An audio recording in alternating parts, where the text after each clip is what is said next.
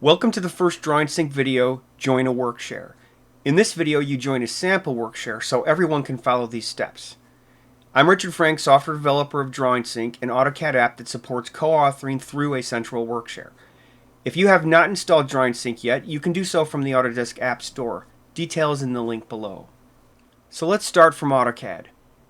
To join a Workshare, click Sync Central in the ribbon. Here you see that you have invitations available. Now these two invitations are samples.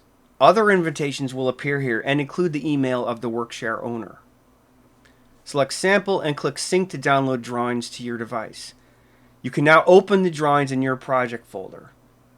So Drawing Sync maintains a local repository, so you don't need to maintain a connection to the central location as you work.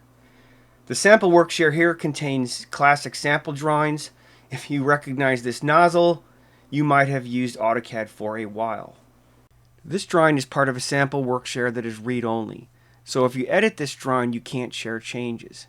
If you want to experiment such that you can edit and sync changes, a Learning Workshare is available to the Drawing Sync community. To join the Learning Workshare, click Sync Central again and select Add a Project. Clear the project folder for the current Workshare and select Learning from the invite list. Click Sync to join the Workshare. This Workshare includes some oversized drawings, so the download can take some time, but after the first sync, only changes are downloaded. You have now added a local repository for the Learning Workshare.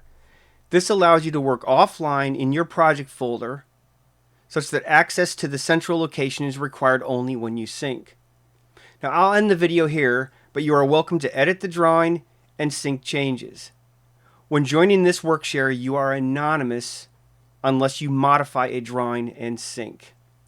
So thank you for watching this video. In the next video, I'll show you how to create your own Workshare. If you want to remove the sample or Learning Workshare from your device, see the instructions in the video description.